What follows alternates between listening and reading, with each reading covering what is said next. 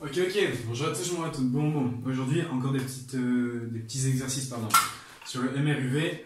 Et dans cette vidéo, on va en faire 3. Alors, ce sont des exercices qui sont un peu différents de ce qu'on a déjà fait.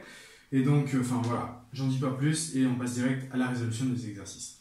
Alors, on nous dit qu'une pierre est initialement en repos, en chute libre. Donc, ça veut dire qu'une pierre, voilà, elle est en chute libre.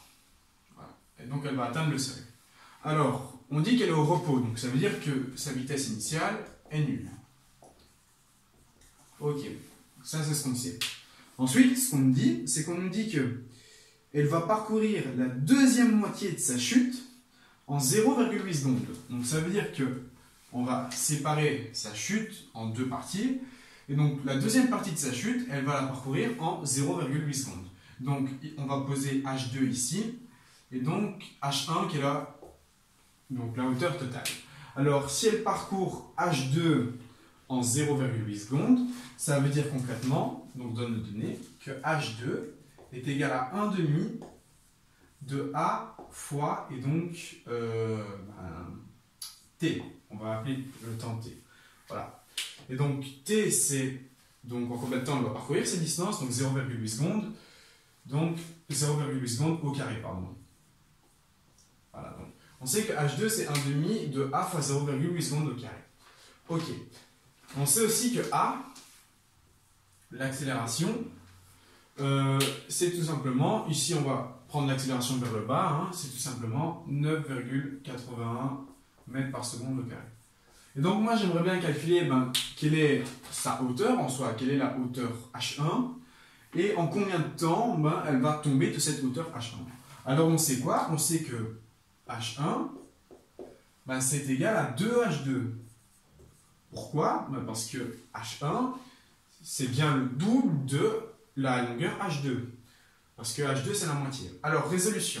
Comment on va faire? Logiquement, H1, ce sera 2H2. Et H2, on sait que c'est quoi? On sait que c'est 1,5 de 9,81 fois, et donc 0,8 au carré.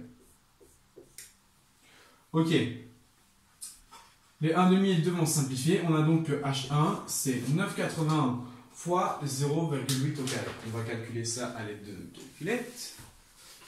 Voilà, j'ai donc H1 qui est égal à 9,81 multiplié par 0,8 au carré. Ce qui nous fait 6,27. 6,27, voilà, mètres. Ok.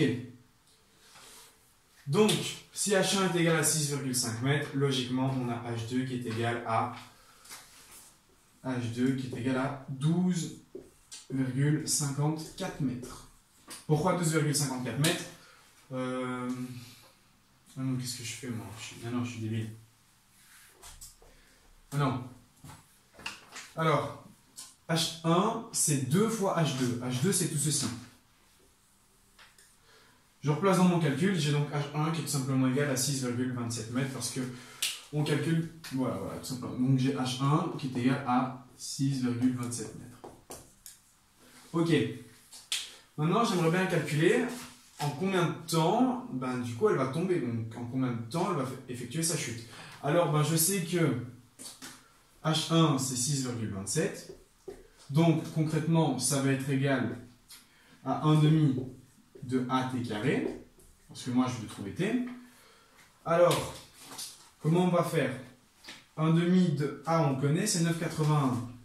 Du coup, j'ai 1,5 de 9,81 fois le temps carré. Et donc, j'ai que le temps, c'est égal à la racine de 2 fois 6,27 sur 9,81. Calculatrice. Et donc on a que le temps c'est la racine de 2 fois 6,27 divisé par 9,81, ce qui nous fait 1,13. Et donc le temps de chute est à 1,13 secondes. Ok, donc je récapitule comment j'ai fait. Dans un premier temps, on sait que H2, c'est la moitié de H1. Ça veut dire que H1, c'est 2H2. Hein. J'ai bien H1 qui est égal à 2H2. Je sais que H2, mon mobile va l'effectuer en 0,8 secondes. Ça veut dire que H2, c'est 1/2 de A fois, et donc le temps qu'il met, donc 0,8 au carré. Ok. Ensuite, à ce moment-là, j'ai qu'à remplacer dans mon équation pour trouver H1. H1, c'est égal à 2 fois H2, qui est égal à tout ceci. C'est égal à 6,27. Je vais le faire à la calculatrice. Maintenant, quel est le temps de chute? On sait que H1, c'est 1/2 de AT carré. Je passe donc mon 1/2 et mon 9,80 de l'autre côté. Je prends la racine et j'ai que le temps, c'est 1,13 secondes.